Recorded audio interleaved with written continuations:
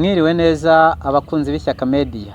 Abakoze subscribe turabibashimiye, abatarayikora namwe turabasaba gukora subscribe hano kuri channel Ishyaka Media. Nkuko mubizi twabasezeranyije byinshi bitandukanye, harimo filime, ibiganiro, ubuhamya, ijambo ry'Imana ndetse n'ibindi bishobora kuruhura imitima ya benshi haba mu Rwanda ndetse no hanze y'u Rwanda. Hano murabona ko ndi kumwe n'umukobwa usa nkaho yenda kuba kuzemo gakeya. Ese umeze ute mukobwa? Umeze neza. Amazina yawe witwa nde? Nitwa Mushima Maranatha. Uvuze ngo witwa Mushima? Nitwa Mushima Maranatha. Mushima Nkuyo Maranatha. Yes. Uri umwagiteri nawe? Yeah.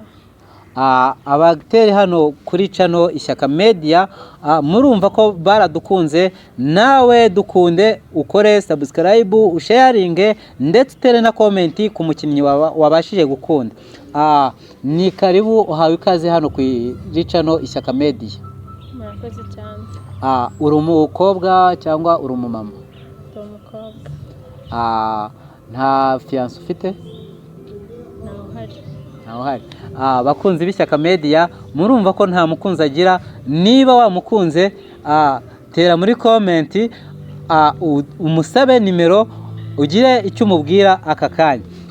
None ubu hagize umuntu ukubwira ngo yagukunze, wabyemera? Nabyishimira.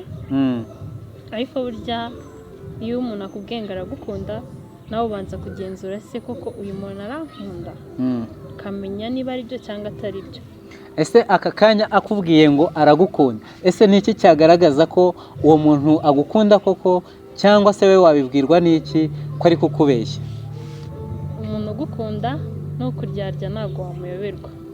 Ngaho dutandukanyirize, nibura utubwira ngo umuntu ugukunda aba ameze gutya, n'utagukunda aba ameze gutya. Harimo ugukunda afite icyagukurikiyeho, ariko hari n'ugukunda hari byinshi yifuza kuba wageraho abigufashijemo. Aba bose se ntibaba bagukunda? Oya. Ngaho dutandukanyirizo izo nkunda. Hari ugukunda ashaka ko hari icyo agukurikiyeho, hari n'ugukunda ashaka ko hari icyo ugeraho. Ngaho dutandukanyirize nibura kuri izo nkundo zombi, kuko njye ndumva mu ruhande rwanjye zose ari inkundo. Hari ugukunda yifuza ko mwaryamana, yaza akakubwira uri mwiza, useka neza, ufite amaguru meza, uri muremure, bikaba ngombwa yuko hari n'undi uza kubwira ko agukunda, ashobora kukubwira ati njye narakubonye numva ndagukunze, ariko kuba ngukunda ntibivuze ko nawe wahita unkunda, akabigusaba ukabyemera cyangwa ukamuhakanira. Nk'aka kanya hagize umuntu ukubwira ngo njyewe ndagukunze, sibyo?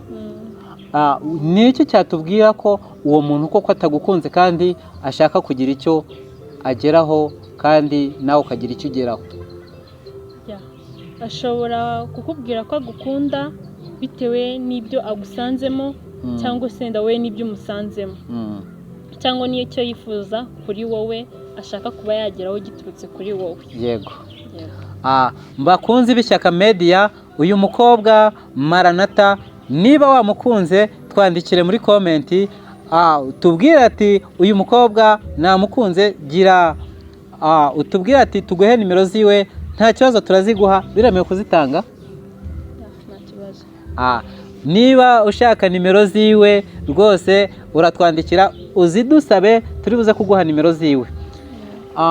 Hanyuma se uri umunyarwanda? Yego.